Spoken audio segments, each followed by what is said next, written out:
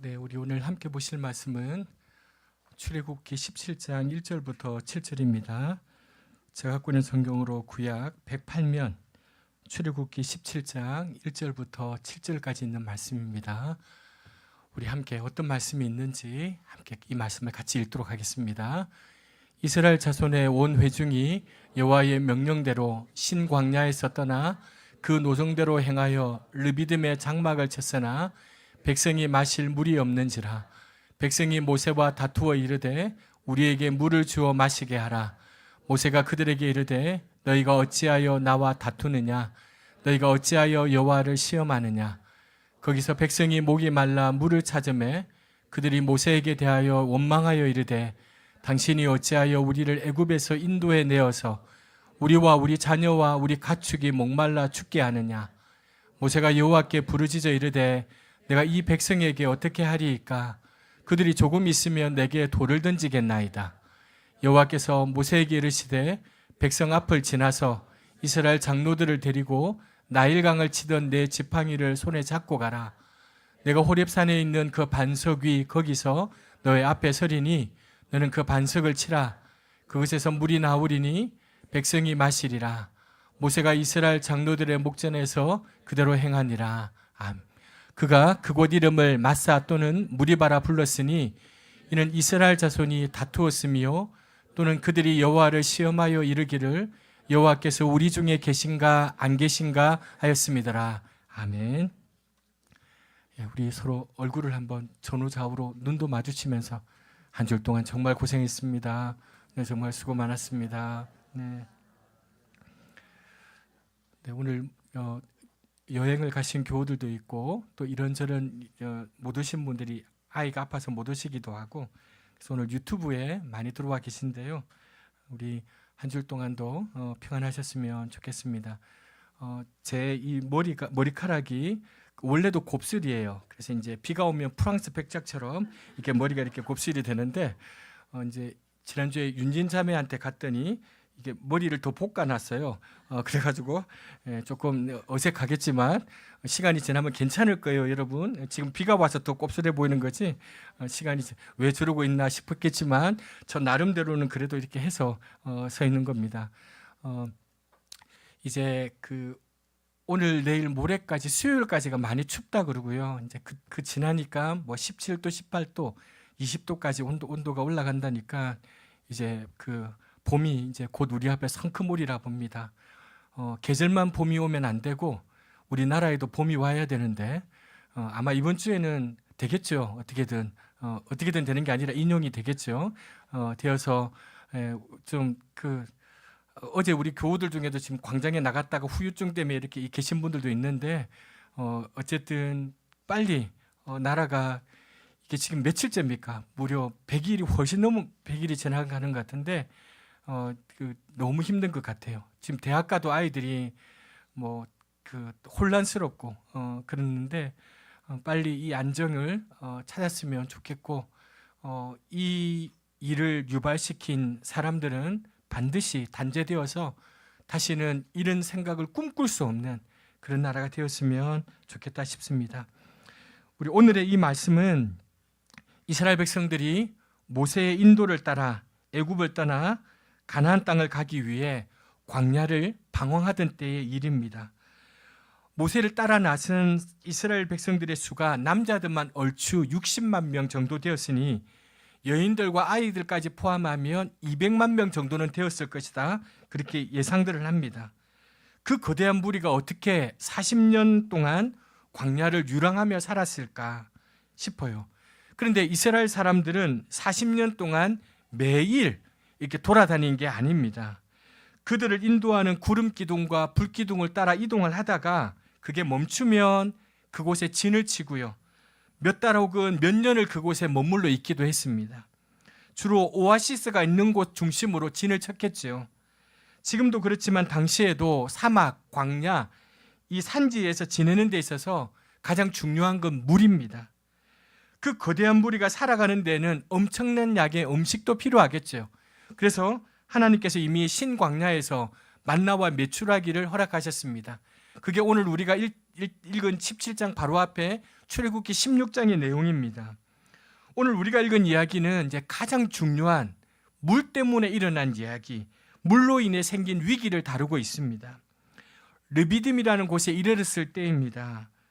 만일 모세가 미리 사람들을 좀 보내어서 다음 질칠 곳을 탐사하고 진로를 정했다면 절대 이런 문제가 발생하지 않았을 거예요. 왜냐하면 물이 풍부한 곳을 찾아서 진을 치면 되기 때문이에요. 하지만 이스라엘 백성들은 그렇게 할 수가 없어요. 구름 기둥과 불 기둥을 따라 진행을 해야 했습니다. 불 기둥과 구름 기둥이 멈추면 그곳에 진을 쳐야 했고요. 그게 움직이면 아무리 더 있고 싶어도 짐을 꾸려서 이동해야 했습니다. 멈추고 움직이는 것이 하나님의 결정에 달렸습니다. 그런데 르비딤에서는 구름 기둥이 멈추어 진을 쳤는데 아무리 찾아봐도 오아시스가 없습니다. 그 많은 사람들이 모여 지내는데 물이 없다고 상상을 한번 해보십시오.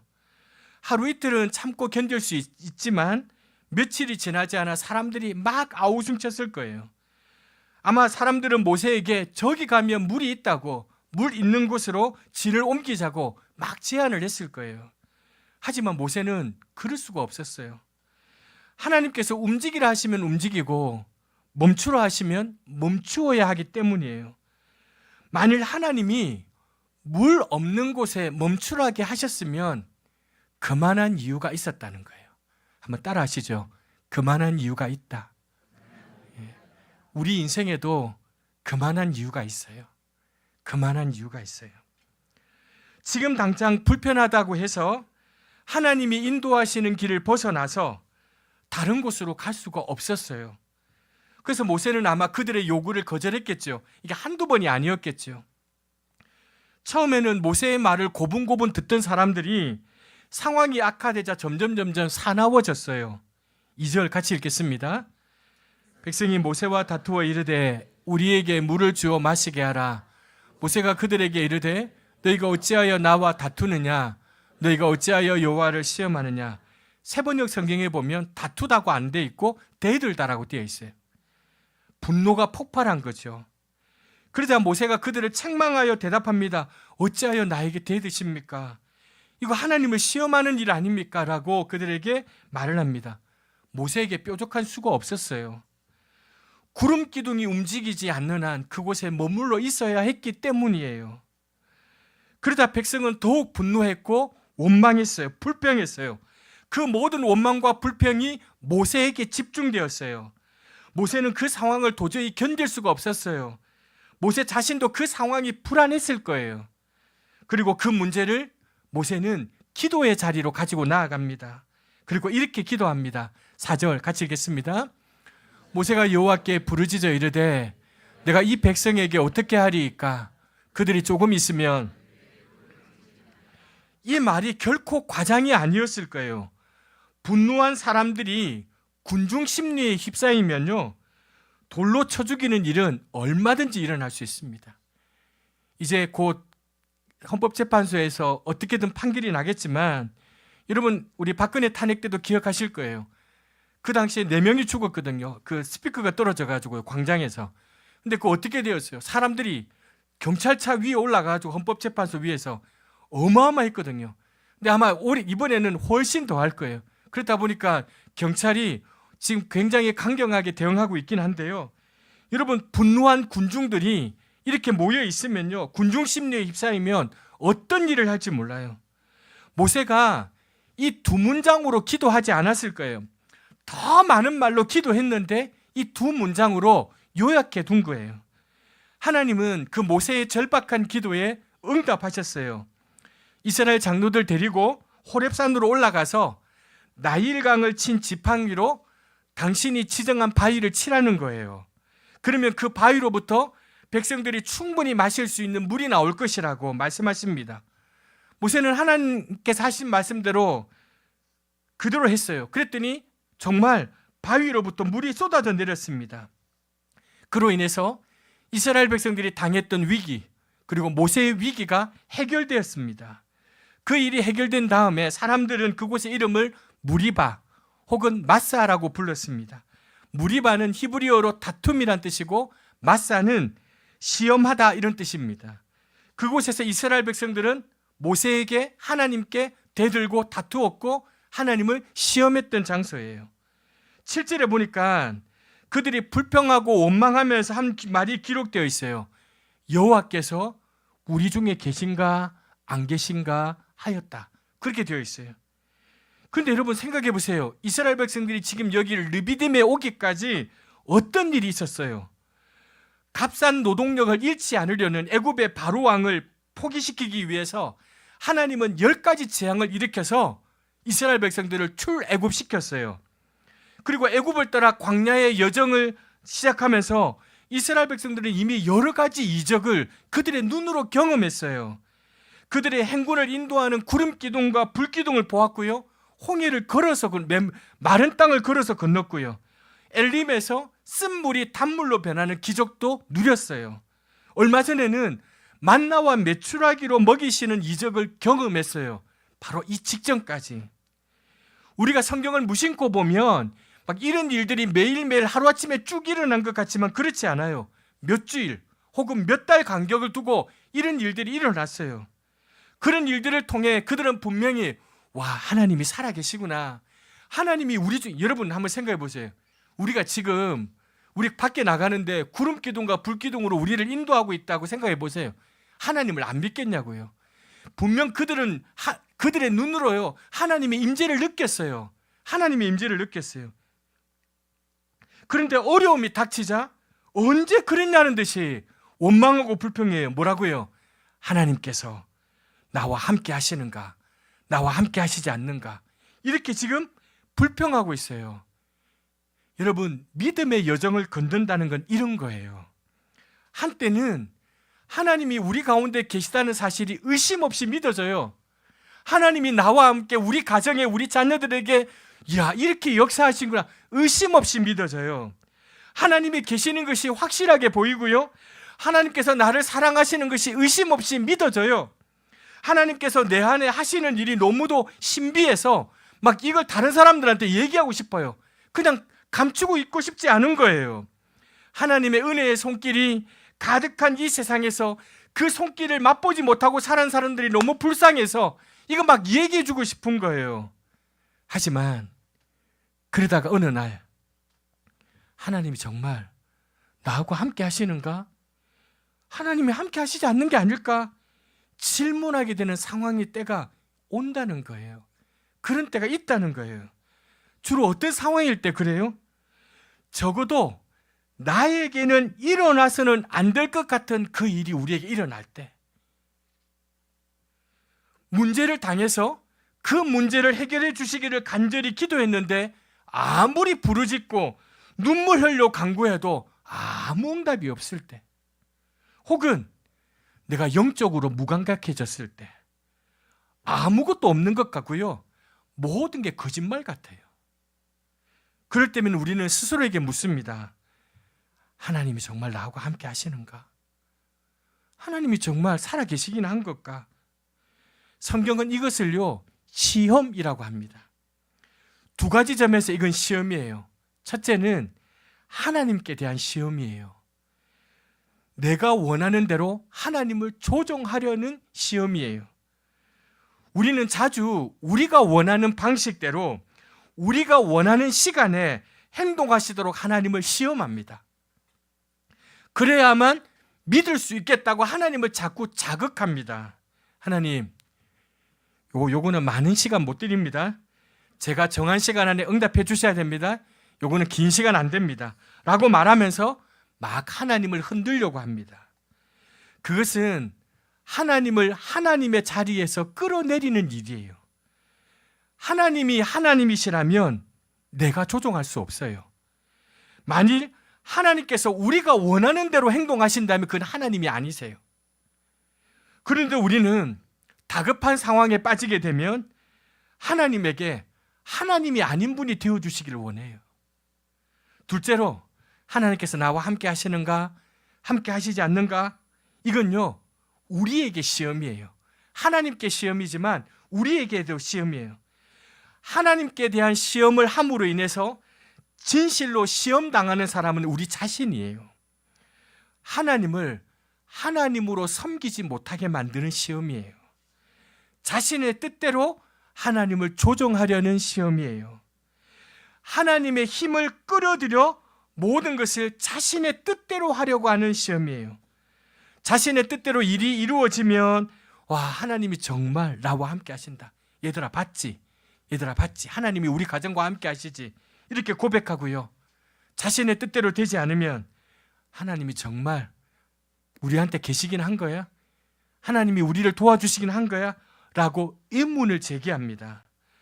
모든 것을 자신을 중심으로 판단합니다. 자기 자신이 꼭 우주의 중심인 줄로 착각합니다.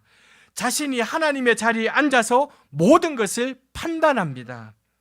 이건 믿음 생활에 있어서 가장 심각한 시험이에요. 믿음은 나의 목적을 위해서 하나님을 이용하는 것이 아니라 하나님을 의지하고 그분을 따라 살아가는 것이기 때문입니다. 그러니까 여러분, 나에게 어떤 일이 일어나느냐에 따라서 하나님이 있고 없고를 판단하는 게 아니에요. 나에게 일어나는 어떤 일을 기준으로 하나님이 나를 사랑하느냐 사랑하시지 않느냐 판단하는 게 아니에요. 믿음이란 지금 나의 눈에 어찌 보이든지, 나에게 지금 어떤 일이 일어나든지 하나님이 우리 가운데 계시다는 사실을 인정하고 그분을 의지하고 살아가는 것, 이게 믿음이에요. 그래서 믿음의 핵심은요, 나의 뜻대로 이루어지는 것이 아니라 나를 통해 하나님의 뜻이 이루어지는 것, 이게 믿음의 핵심이에요. 우리 그리스도인들이, 우리 한국교회 그리스도인들이 이렇게 믿음 생활한다면 달라지지 않겠어요? 오늘의 말씀은요, 어떤 상황에서도 하나님 시험하지 말라는 권면이에요. 근데 여러분, 이 말씀을 좀 더 묵상해 보면 이게 정말 위로가 돼요. 위로가 되는 말씀이에요. 여러분, 하나님을 시험하는 것은 분명히 잘못된 일이에요. 내가 원하는 대로 하나님을 조정하려는 시도는 믿음의 위기예요. 하지만 그 위기는요, 믿음의 길을 가는 동안에 자주 있는 일이에요. 자주 당할 수밖에 없어요. 여러분, 믿음의 여정을 걷는 과정에서 하나님을 이용하려고 하고 내 기준에 맞추어 하나님에 대해서 하나님 살아계시다 안 살아계시다 라고 말하는 것은 언제나 일어날 수 있는 일이에요. 육신의 한계를 가진 우리 인간으로서 영이신 하나님을 의지하고 살아가는 여정에는 그런 혼란, 그런 착각, 그런 회의가 얼마든지 있을 수 있어요. 우리의 두뇌로는 결코 해결할 수 없는 사건이 끊임없이 일어나는 이 세상에서 우리는 때때로 하나님이 정말 존재하는가? 하나님이 정말 전능하신 분인가? 하나님이 과연 사랑의 하나님인가? 라고 질문을 하게 되어 있어요. 그러므로 여러분, 이런 혼란과 이런 회의, 이런 불신이 마음을 파고들 때 절대 놀라지 마세요. 내가 믿음 없다 생각하지 마세요. 자신의 믿음에 무슨 큰 문제가 생긴 게 아닌가 두려워하지 마세요. 여러분, 애굽을 떠나서 가나안 땅에 이르기까지요, 이스라엘 백성들은요, 시도 때도 없이 늘 그런 상황에 놓였어요. 그래서는 안 되는 일이지만 그렇지 않을 수 없는 게 인간이에요. 잘 들으세요. 그래서는 안 되는 일이지만 그렇지 않을 수 없는 게 우리 인간이에요. 어찌 보면 구약의 광야의 이야기는요, 우리의 믿음의 여정에서 겪을 수 있는 혼란, 착각, 회의, 불신에 대해서 미리 우리한테 얘기해 주는 거예요. 너희들도 신앙생활하고 믿음의 여정을 가다 보면 다 겪는다. 수도 없이 겪는다. 그런데 그런 상황을 직면할 때 우리가 그 모든 회의, 혼란, 의심, 불안을 가지고요, 기도의 자리로 나아가야 된다는 거예요. 이게 중요해요. 여러분, 어떤 사람은 혼란하고 회의하고 불신하고 끝나요. 그냥 그것으로 신앙이 후퇴되고 끝나요. 근데 어떤 사람은요, 그 혼란과 회의와 불신을 가지고 하나님 앞에 나아가요. 이게 차이가 있어요. 기도의 자리에서 우리가 가지고 있는 감정을 있는 그대로 하나님 앞에 드러내야 돼요. 모세는 하나님 앞에 이렇게 이야기해요. 백성들로부터 돌 맞아 죽을지 모른다라는 두려움을 고백해요. 모세는요, 강한 채 하지 않아요. 하나님 앞에 이게 모세의 강점이에요. 그는 아주 소심한 사람이지만 자신의 두려움, 자신의 의심, 자신의 염려를요 하나님께 그대로 털어놓아요. 그랬기에 그는 강한 사람이었고요, 두려움을 극복할 수 있었어요. 여러분, 우리가 기도의 자리에서요 모범생이 되려 하지 마세요. 기도의 자리에서 착한 모범생이 되려 하지 마세요.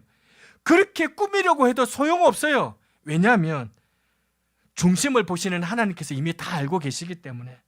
그러므로 여러분, 여러분의 마음에 있는 것을 하나님께 그대로 고백하세요. 그럼 우리 이렇게 생각해요. 하나님이 다 아신다고 하는데 왜 고백해야 됩니까? 이렇게 질문하고 싶어요. 하나님이 몰라서 고백하라는 말이 아니에요. 우리 자신을 위해서 고백하라는 말이에요. 우리 안에 더러운 욕망이 꿈틀대고 있습니까? 하나님께 고백하십시오. 우리 안에 자신도 놀랄 정도로 흉한 생각이 일어납니까? 하나님께 고백하세요. 있는 그대로 고백해요. 그렇게 되면요, 코브라처럼 머리를 쳐들고 있던 그 유혹, 그 욕망, 흉한 생각이요, 하나님 앞에 고백하는 순간 힘을 잃게 돼요. 이건 경험해 보신 분들이 알아요. 우리 마음에 하나님께 대한 막 혼란이 있습니까? 의문과 회의와 불신이 고기를 드십니까? 고백하십시오. 하나님 앞에. 저도 요 며칠, 요 주간에 너무 힘들어요. 너무 힘들어요. 정말 우리 이 개신교 한국 교회를 바라보면서 야, 정말 하나님이 정말 우리를 사랑하시긴 하는가? 하나님이 우리 한국 교회에 대한 희망이 가지고 계시는가? 이런 회의가 들어요. 의문이 들고요, 회의가 들고 불신이 고기를 쳐들어요. 그럴 때 제가 한 일이 다른 게 아니었어요. 그냥 하나님 앞에 있는 그대로 고백했어요. 있는 그대로 제 마음을 이야기했어요. 여러분, 우리의 심정을 있는 그대로 고백하십시오. 지금 여러분 당한 일로 인해 분노하고 계십니까? 하나님이 야속하다고 생각되십니까? 털어놓으십시오. 하나님, 해도 너무하세요. 하나님, 소리치고 그렇게 이야기하세요. 언제까지 이러실 거예요? 언제 이 문제 해결해 주실 거예요? 더는 기다릴 수 없어요. 하나님께 기도하세요. 그렇게 기도한다고 해서 문제가 당장 해결되는 것은 아닐지라도 그 문제를 대면하고 통과할 힘을 얻게 돼요. 그렇게 기도하면 그 문제를 대면하고 통과할 힘을 얻게 돼요. 오늘 우리가 읽은 이 말씀을 통해 발견하는 또 하나가 위로가 있어요. 그게 뭐냐면 하나님이 그런 기도를 들으신다는 거예요. 하나님이 그런 기도를 응답하신다는 거예요. 백성들의 의심, 불평, 분노, 그러니까 모세가 어떻게 합니까? 그거 가지고 기도의 자리로 가는 거예요. 그 자리에서 모세는요, 자신의 두려움을 고백해요. 백성들은 안중에 없고요, 자신의 두려움을 고백해요. 지금 이 일이 왜 일어났는지 하나님의 뜻에는 관심이 없어요. 그냥 지금 모세도요, 자신의 문제에만 붙들려 있어요. 목이 마르니 물을 달라는 거고 죽을 것 같으니 살려달라고 기도하는 거죠. 그런데 하나님께서 그 모세의 기도를 들어주세요. 야, 너는 어떻게 이렇게 기도해? 너는 이렇게 기도할 사람이 아니잖아 라고 책망하지 않으세요. 하나님이 그 기도를 들어주세요. 모세로 하여금 지팡이로 바위를 치게 했어요. 석수가 터져 나와서 마시게 되는 은혜를 주세요. 물론 여러분, 우리 하나님이 언제나 이런 식으로 응답하시는 분은 아니에요. 우리 문제를 해결해 주시는 방법이 다양해요. 하나님의 응답의 방향이 다양해요. 때로는 문제를 즉각적으로 해결해 주시지만 그렇지 않을 때가 훨씬 더 많아요. 그렇더라도 하나님께서는 우리의 기도에 응답하시고 또한 우리 가운데 여전히 일하고 계세요. 우리는 그분이 왜 이런 때는 이렇게 하고 저런 때는 저렇게 하는지 알지 못해요. 다만 분명한 것은 하나님은 우리 가운데 계시고 우리의 기도를 들으시고 또한 그분의 방식으로 신실하게 문제를 풀어가고 계세요. 제가 목사가 되어서요, 좋은 점이 뭔지 아세요? 제가 우리 교우들을 위해서도 기도하고 우리 교우들의 기도 제목을 알잖아요. 저하고 13년, 10년 하신 교우들의 기도 제목을 알거든요. 가만 보니까요, 그때는 안 이루어진 것 같은데요, 다 이루어졌어요. 다 이루어졌어요. 시간이 지나고 나서요. 그 교우들은 깜빡하고 있겠지만 제가 보니까요, 다 이루어지고 있어요. 그래서 저는 그걸 봐요. 하나님 여전히 일하고 계시구나. 하나님 여전히 일하고 계시구나. 저도 제 자녀들을 보면서요, 하나님 여전히 일하고 계시구나. 여러분, 분명한 것은 하나님은 우리 가운데 함께 계시고 우리의 기도를 들으시고 또한 그분의 방식으로 신실하게 문제를 해결해 나가고 계세요. 이걸 생각하면 때로 혼란과 회의와 불신의 감정에 사로잡힐 때에도 놀라거나 두려워하지 말아야 될 이유가 여기에 있어요. 믿음의 여정을 가는 동안 때로는 좁은 길을 가게 되고요, 때로는 높은 언덕을 지날 때도 있어요. 때로는 그냥 되돌아가고 싶을 때가 있어요. 여러분, 그 모든 과정은 더 든든한 믿음의 지경에 이르기 위해 반드시 거쳐야 돼요. 제가 저희 아내하고 우리 아이들을 보면서요, 개척하고 지금 여기까지 왔잖아요. 하나님이 우리를 얼마나 성장시켰는지 몰라요. 하나님이 제 인격을 얼마나 다듬었는지 몰라요.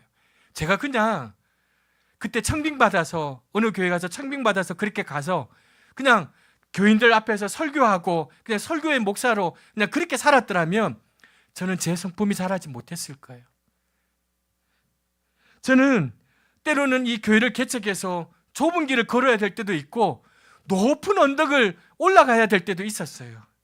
때로는 그냥 되돌아가고 싶을 때가 한두 번이 아니었어요. 그런데 돌아보니까 그 모든 과정이 저로 하여금 든든하게 신실하신 하나님을 바라보고 믿음의 지경을 걸어갈 수 있도록 저를 도와주셨던 하나님의 은혜였어요. 여러분, 그런 상황에서도 여전히 일하고 계시는 신실하신 하나님을 믿고 우리가 우리의 문제를 가지고 기도의 자리로 나아가야 돼요. 여러분, 부정적인 감정이 클수록요, 더 깊이, 더 오래 기도의 자리에 머물러야 돼요. 더 깊이, 더 오래 머물러야 돼요. 그리고 있는 그대로 마음을 하나님 앞에 드려야 돼요. 그럴 때 하나님께서는요, 지금 당하고 있는 일을 감당할 힘을 주시고요, 회의와 불신과의 어둠을 제거해 주시고 문제를 풀어 주실 거예요. 생각해보면 이렇게 생각할 수 있어요. 하나님께서 오아시스가 없는 르비딤에서 구름 기둥이 멈추게 됨으로써 이 모든 일이 일어난 거잖아요. 지금 그냥 오아시스 있는 데다가 진을 쳤으면 이런 일 안 일어나잖아요. 그렇다면 마실 물이 없는 곳에 구름 기둥이 멈추어서 진을 치게 하실 때 하나님은 이스라엘 백성들에게 무엇을 기대하셨을까? 이 생각을 해봤어요. 하나님 무엇을 기대하셨을까? 이스라엘 백성들 모두가 잠잠히 조용히 차분히 참고 기다리면서 하나님이 해결해 주실 때까지를 기다리기를 기대하셨을까? 당시 이스라엘 백성들의 수준으로는요, 하나님은 그 기대를 하실 수 없었어요. 그러니 그런 상황에 처할 때 이스라엘 백성들이 어떤 행동을 할지는 뻔한 거예요. 뻔한 거예요. 정도의 차이가 있을 뿐 필경 그렇게 나올 줄 하나님은 아셨을 거예요. 그렇다면 이 모든 일은 이스라엘 백성들과 그리고 모세를 훈련시키는 과정이었다는 결론이에요. 언제 어떤 상황에서든지 하나님을 믿고 의지하는 믿음으로 그들을 이끌고 계시는 거예요. 사랑하는 여러분, 그럴 경우가 있습니다. 하나님께서 우리의 믿음의 길을 위해서 우리가 도약하도록 어려운 상황을 주실 때가 있습니다. 그럴 경우가 있습니다. 그러나 늘 그렇지는 않습니다. 하지만 때로 그럴 수 있습니다. 어떤 때요, 하나님을 꼭 우상처럼 섬기고 있을 때, 하나님을 살아계신 인격체가 아니라 무슨 잡신을 믿는 우상처럼 믿고 있을 때, 그 믿음을 깨뜨리기 위해서 혹은 우리의 믿음의 중심을 우리 자아로부터 하나님께로 돌리기 위해 하나님이 때로 우리를 그렇게 사용하실 때가 있습니다. 그럴 때면 어떻게 돼요? 정신을 가다듬고 하나님께서 나에게 원하시는 게 무엇인가를 물어보셔야 돼요. 물어보셔야 돼요. 지금 당해야 되는 손해를 억울해하지 말고 하늘을 쳐다보셔야 돼요. 겪어야 되는 고통을 피하지 말고 그 고난에 담긴 뜻을 찾아야 돼요. 그렇게 당하는 고난과 손해를 통해 하나님의 뜻을 찾고 우리의 믿음의 도약을 하게 되면 이제 더 이상 당한 아픔과 손해가 전혀 아깝지 않게 느껴져요. 그래서 많은 믿음의 사람들이요, 자신이 당한 고통과 손해와 어려움을 하나님의 은혜라고 고백하는 분들이 있어요, 여러분. 왜요? 바로 그 시간을 하나님의 뜻을 찾고 자신의 믿음에 도약하는 계기로 삼았기 때문이에요. 사랑하는 교회 여러분, 요즘 여러분은 어떻게 지내고 계십니까?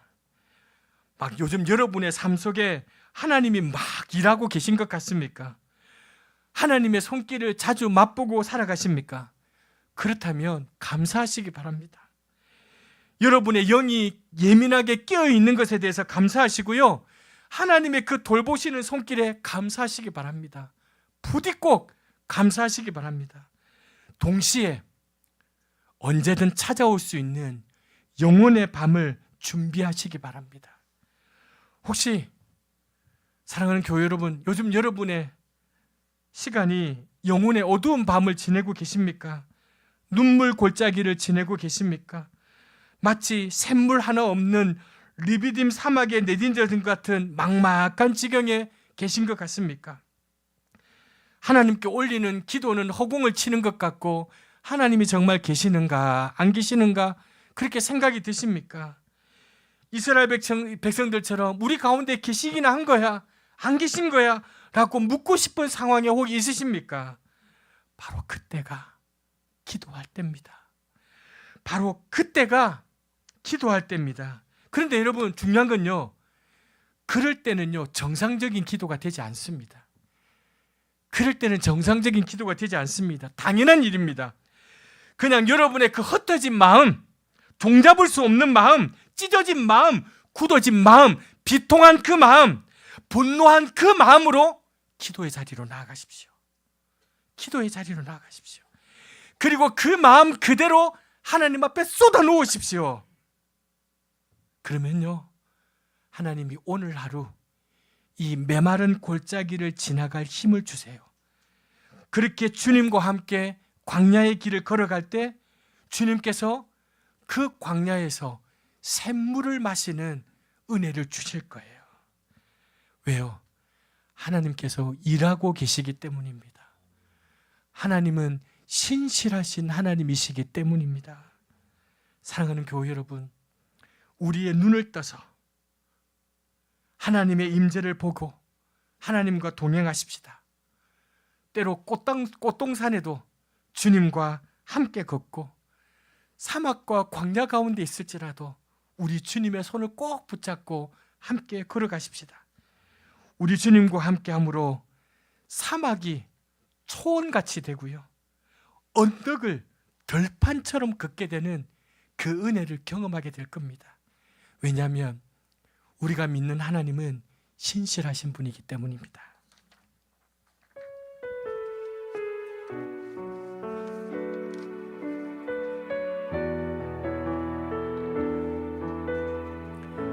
기도 들으시는 하나님, 기도 들으시는 하나님, 폭풍 속에 내 등불 내 노래시라, 주의 날개 아래서 내 맘 쉬리니 신실하신 주.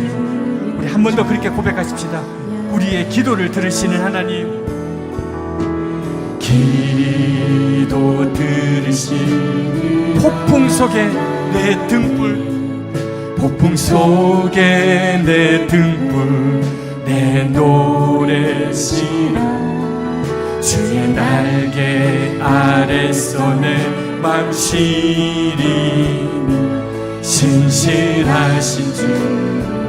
우리 인생에 신실하신 그분을 찬양합시다.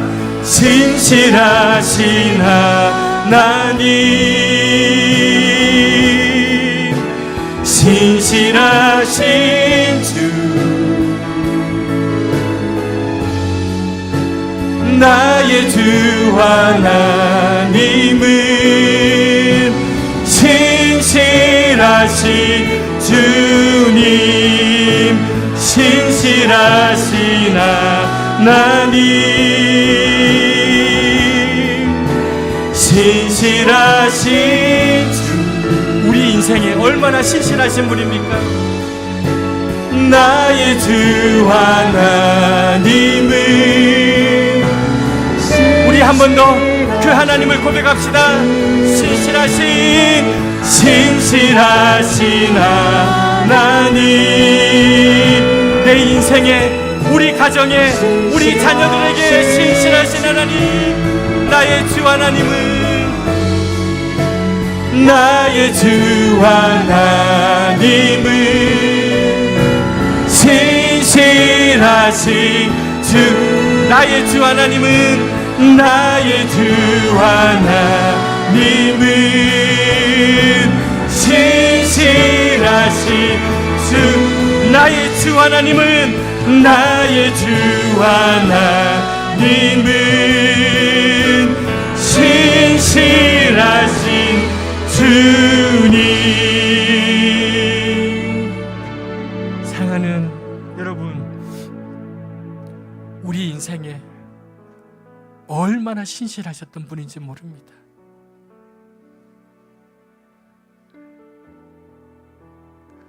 하나님이 신실하셨기 때문에 오늘 우리가 지금 여기까지 와 있는 거예요. 하나님이 일하셨기 때문에 우리가 여기까지 와 있는 거예요. 그러니 여러분, 절망하지 마세요. 좌절하지 마세요. 지금도 하나님은 일하고 계세요. 지금도 하나님은 여러분을 위해서 일하고 계세요. 지금은 하나님은 여러분의 부모님들을 위해서, 여러분의 자녀들을 위해서 하나님은 일하고 계세요. 저는 믿어요. 하나님은 지금도 이 나라를 위해서 일하고 계세요. 절망적이고 소망 없는 것 같고 끝난 것 같지만 저는 신실하신 하나님을 믿어요. 우리가 IMF를 겪을 때 그 IMF가 영어로 다른 뜻도 있지만 저는 그 영어를 그렇게 생각했어요. I am faithful. I am faithful. 나는 신실하다. 너희는 지금 IMF를 당해서 절망 속에 있고 너희는 지금 소망 없는 것 같지만 I am faithful. 나는 신실하다. 신실하신 나를 바라보라. 여러분, 우리가 절망 중에 있더라도 하나님은 신실하신 분이에요. 우리 그 신실하신 분을 바라보면서 하나님 일하고 계셔서 감사합니다. 제게 신실하셔서 감사합니다. 우리 오늘 이 말씀을 생각하며 하나님 앞에 기도하겠습니다.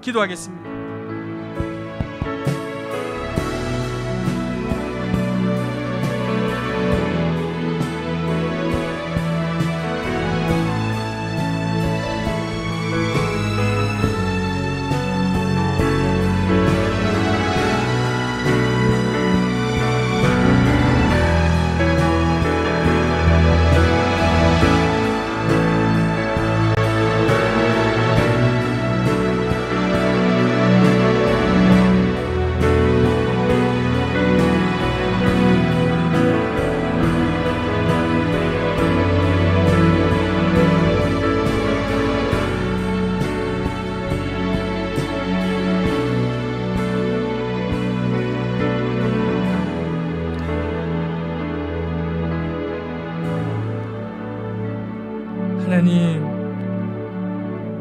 때로 우리 인생이 영혼의 어두운 밤을 지날 때가 있습니다. 눈물 골짜기를 지내야 할 때가 있습니다. 샘물 하나 없는 르비딘 사막에 혼자 내던져질 같은 막막한 지경에 놓일 때가 있습니다. 하나님께 올리는 기도는 허공을 치는 것 같고 지금까지 신앙생활한 것이 헛일처럼 여겨질 때가 있습니다. 바로 그때 하나님께, 지금도 일하고 계시는 신실하신 하나님께 기도하게 하여 주옵소서. 물론 그때 정상적인 기도가 되지 않습니다. 그러나 우리의 흩어진 마음, 종잡을 수 없는 이 마음, 찢어진 마음, 굳어진 마음, 비통한 마음, 분노로 가득한 이 마음 가지고 기도의 자리로 주님 앞에 나아가게 하여 주옵소서. 그래서 하나님, 꽃동산도 우리 주님 손 꼭 잡고 함께 걷고 사막과 광야도 신실하신 주님의 손을 꼭 붙잡고 함께 걸어가게 하여 주옵소서. 그래서 비록 사막과 광야를 걸어도 초원같이 걷게 하시고 언덕을 걷는데 들판같이 달려갈 수 있도록 세상에서 가장 안전한 길인 하나님의 그 손길을 놓치지 않고 신실하신 그분을 의지하며 나아갈 수 있도록 인도하여 주옵소서. 이 믿음은 가지고 우리 앞에 있는 어떤 상황 속에서도 흔들리지 않고 걸어가게 하여 주옵소서. 예수님의 이름으로 기도합니다. 아멘.